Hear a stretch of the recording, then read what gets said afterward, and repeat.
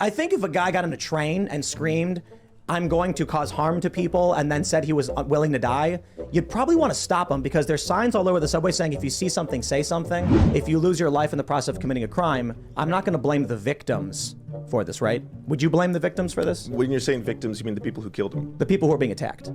But were they attacked prior, or did they try to subdue him? Anarcho-tyranny is that when the criminals do it, as explained in, what was it, Solzhenitsyn, the Gulag Archipelago, when a criminal does this act in the Soviet Union, they didn't, that's just a criminal, that's what they do. But when you, the citizen, defend yourself, you knew better. So if someone tried illegally entering my home, sure, I will use whatever force necessary to stop them from illegally entering my home, right?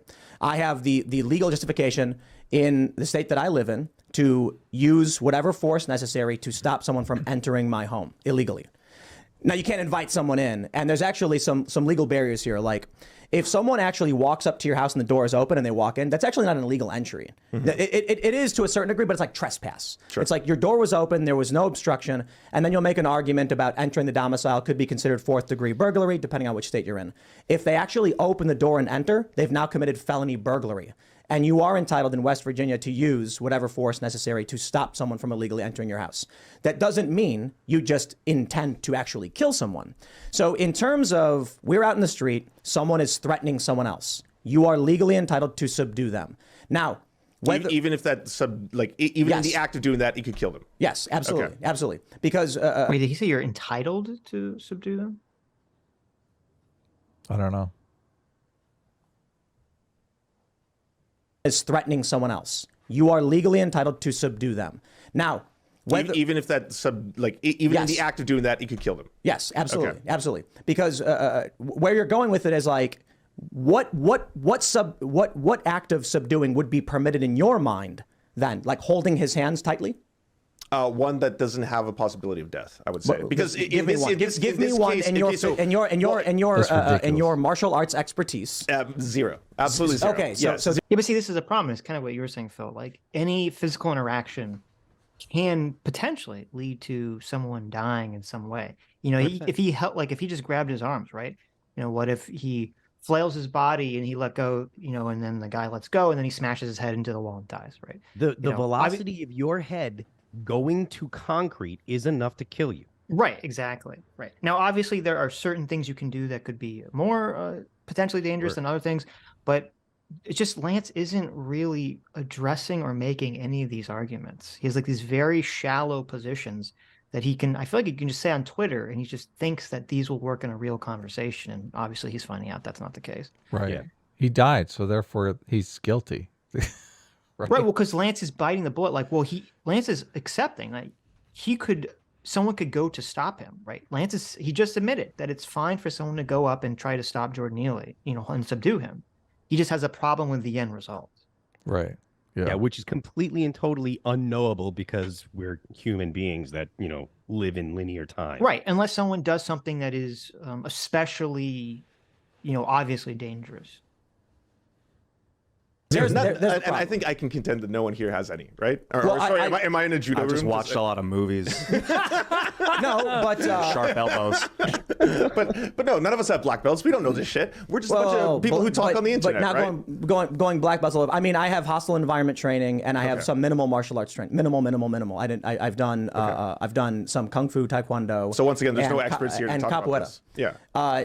So certainly will contend. I am not an expert. However, if someone is threatening harm against another person and 3 people find it reasonable to subdue him and the person dies, that person was in the process of committing a crime. If you lose your life in the process of committing a crime, I'm not going to blame the victims for this, right? Would you blame the victims for this? When you're saying victims, you mean the people who killed him? The people who are being attacked. But were they attacked prior, or did they try to subdue him? So do we have footage before the event begins? So in New York, for example, if you go up to someone and threaten them, you've committed a crime, right? You've committed a criminal act of violence against another person by threatening them and going up to their face. It's called menace. Is it? Like when if you're walking around intimidating people, it's called menace, and it is illegal. And there you can, like, it's a super light misdemeanor. You know, walking around looking angry and you know, being like what to people, and scaring them. That is illegal. Definitely in a place like New York. I mean, if you're trapped in a subway, Oh, that's so awful. You know, can you like? I saw another video, of a woman. I think it was a woman. I don't know, but it was this crazy person, and they were wearing super tight blue pants and a weird, like puffy white thing, and they're just rolling through the whole subway car, yelling at people, blah blah blah. Sits down next to someone. Someone tries to get up and leave, and she literally grabbed the woman's hair and made her sit down next to her. You know, like it's like good grief, you know, and that kind of stuff is unquestionably illegal. Yeah, it has to be, because you're not going to be able to have a society that feels safe and feels, you know, good about living in the city if they have to worry about, God, what if this homeless person sees me, and or what if I make eye contact and next thing you know I'm running for 5 blocks from this, you know, dude screaming about the turtles. Well, and people forget too, because when we say the word assault in common tongue, you generally mean the action of attacking someone. But I believe in most states, assault just means the causing someone to fear that a harm is about to take place to them. Yeah, and battery is the actual, you know, touching them. Oh wow. So it is assault if you're, you know, threatening people. Yeah. I think if a guy got on a train and screamed, "I'm going to cause harm to people," and then said he was willing to die, you'd probably want to stop him, because there's signs all over the subway saying if you see something, say something. And I suppose we could go the route of when Luke Rutkowski had that video, there was a guy in a subway with a knife stabbing people, and the cop said, "We're not going to get involved at all."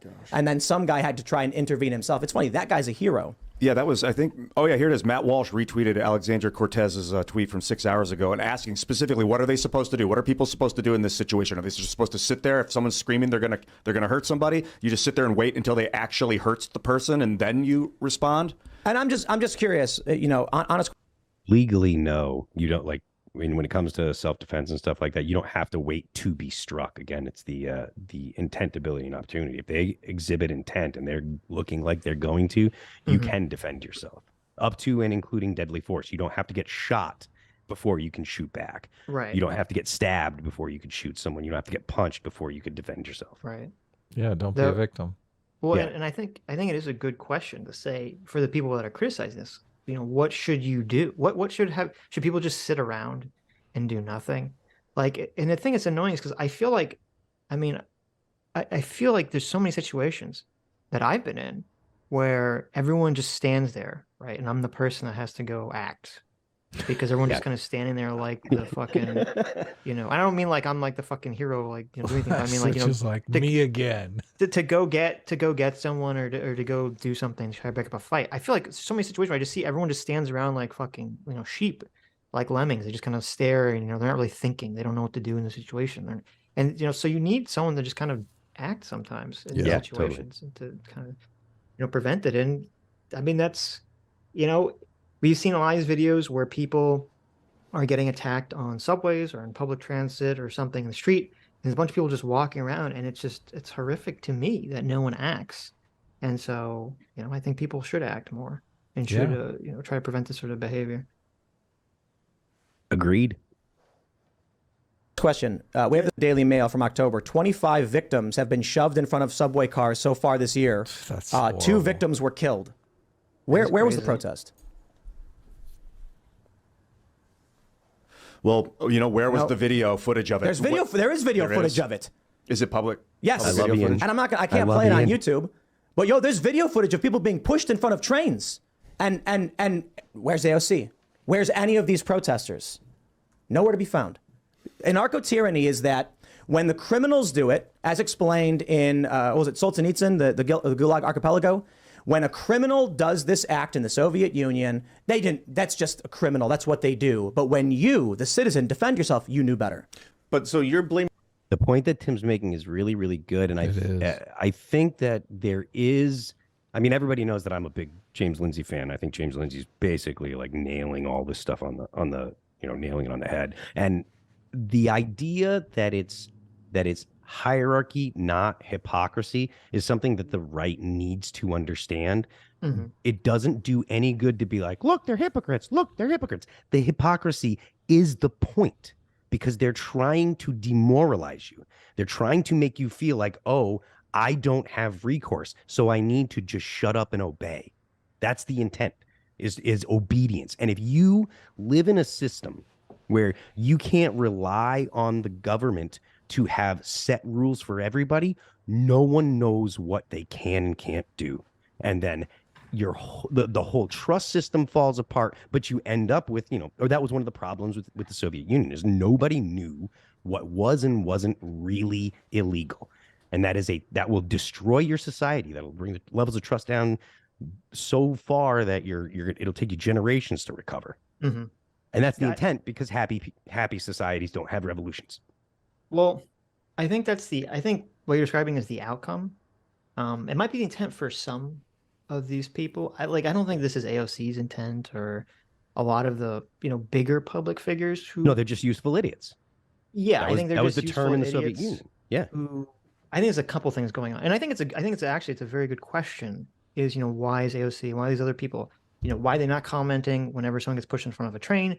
Why are there no protests on this? There was a really screwed up video of the guy who walked up to the homeless guy and he just stands there, and then remember he pulls out a gun and shoots him. Yeah, I just put that up on my Twitter page yesterday asking about context, and it was apparently the guy they got into a fight at a gas station. He'd already been shot in the back when he's sitting on the ground, and apparently he's begging the guy for his life as the guy's sitting there trying to clear the jam, and then he smokes him. Right. Horrible. Yeah. Horrible. And it's where is the insane levels of outrage for these heinous acts? And there, I think there's a couple things happening there. I think one is that I think AOC and a lot of people on the left don't want to ever put a spotlight on a black person committing a crime, because they're so afraid of doing that will justify racism against black people. I think that's the first thing that's happening. I think you're right, but I think it's less about the color of their skin than it is about the political opinions of people, because they're going after Clarence Thomas real hard right now. And he's pretty dark. Yeah, but I'm not saying they don't ever want to criticize a black person. I'm just saying in terms of when the convergence of black and criminal comes into play, they're so afraid of promoting that negative stereotype that they don't want to ever talk about anything related. Does to that. Clarence Thomas add to the black criminal stereotype? No, exactly. That's my point. He doesn't. Fair enough.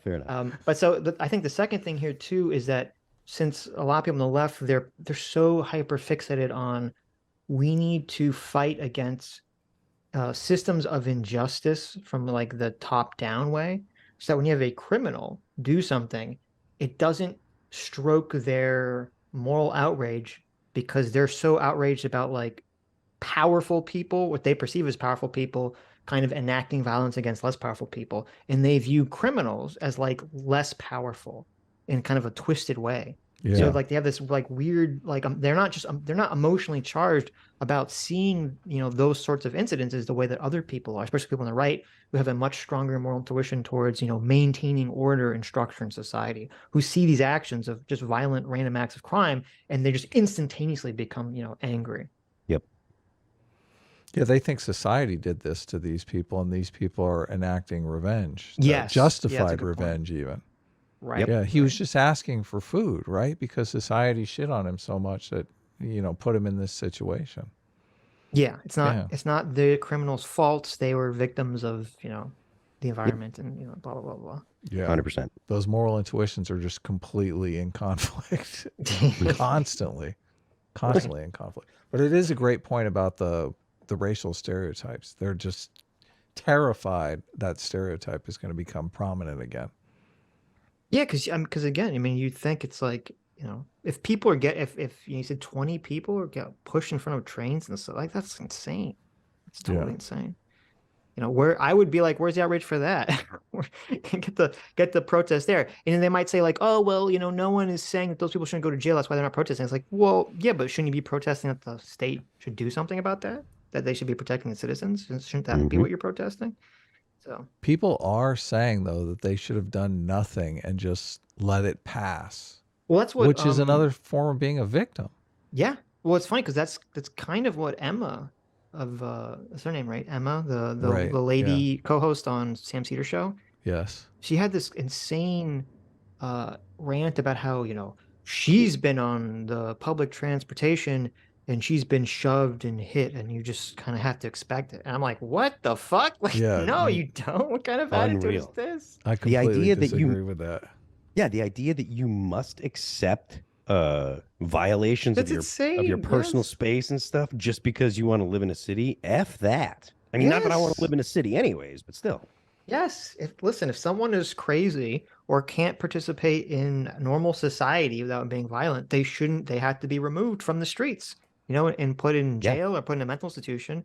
And if our society is not doing that, and violent citizens are gonna have to take the law in their own hands, then unfortunately you're gonna have incidents exactly like this. Hi, you just listened to a clip from the Sitch and Adams show. If you like what you heard, you can listen to our live show right here on this channel on Sunday, starting at 1 p.m. Pacific, 4 p.m. Eastern. And if you want, you can super chat us. We read $20 and up super chats on the show and then do a follow-up stream on the following Tuesday where we read the rest of the unread super chats and interact with fans of the show. Subscribe to this channel right here to listen to the live show or to listen to more of our awesome clips.